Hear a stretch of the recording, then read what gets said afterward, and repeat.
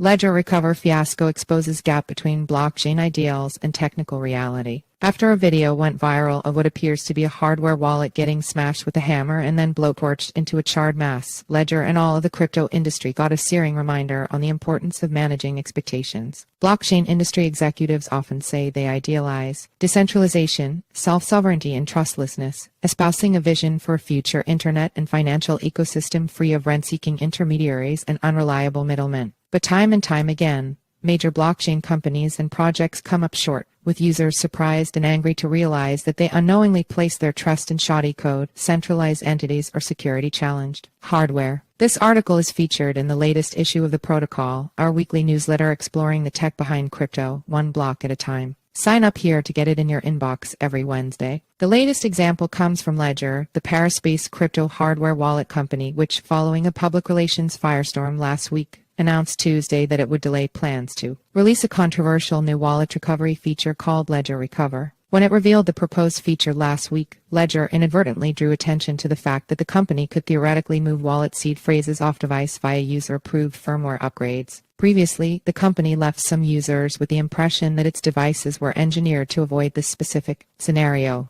Once the potential backdoor was revealed, outrage flooded crypto Twitter, with posters panning Ledger for being out of touch with its own customer base, ostensibly self-sovereign types who want nothing but to be entirely in control of their own crypto. Ledger vehemently denied allegations that its capabilities amounted to a backdoor, but the company's initial response to the outrage, pointing out in a now-deleted tweet that users were always trusting Ledger not to extract user keys, only served to fuel the furor. One widely circulated video appeared to show a user smashing a Ledger device with a hammer and then blowtorching it into flames. In a letter posted to Twitter on Tuesday, Ledger CEO Pascal Gauthier apologized to customers, promised to open source as much of the Ledger operating system as possible, and said he'd delay the release of Ledger Recover. Delay or no, Ledger's theoretical ability to move user keys via future software upgrades remains intact, mainly as a byproduct of technical constraints with how Ledger and similar wallets are engineered. The fiasco served as a valuable crash course on the limitations of hardware wallets, generally considered the most secure way to hold crypto. It was also a reminder that the current state of crypto technology doesn't always match up with the industry's ideals, and a lesson on the importance of carefully managing expectations. Ledger's PR Meltdown. Ledger's primary error in the lead-up to last week may have been in its marketing, which frequently leaned into crypto's trustless ethos. The messaging was appealing to hardcore crypto users, but it left an impression of Ledger's technical capabilities which was out of pace with reality. Ledger's co-founder and former CEO,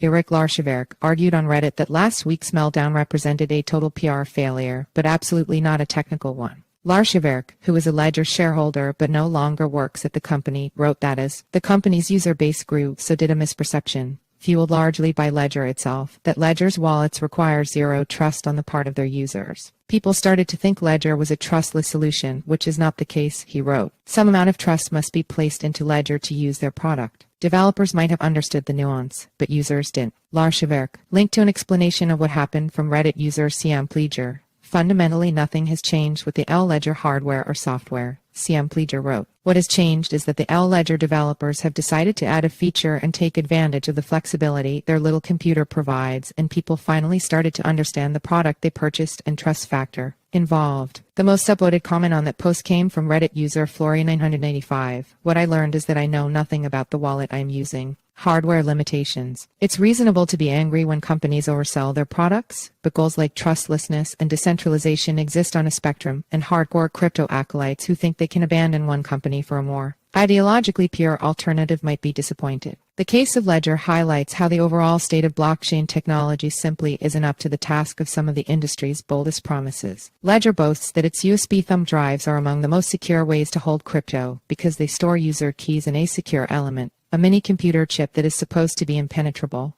Ledger's trustlessness claims mainly center around the secure element, and the company explicitly reassured users that it's unable to reach into the element to obtain user keys. According to Christopher Allen, chief architect at Blockchain Commons, a crypto infrastructure not-for-profit, chip technology is not yet at the point where Ledger could make such a guarantee. Ledger got caught in a weakness that all wallets to a certain extent have today because of chip technology, Allen told CoinDesk. Secure element chips can't perform the kind of cryptography needed to completely encrypt user keys on a device. Allen says his team at Blockchain Commons is working to change this, though the tech isn't ready. There's really nothing wrong, necessarily, with Ledger, argued Allen. They inadvertently exposed an architectural weakness that is all over the place.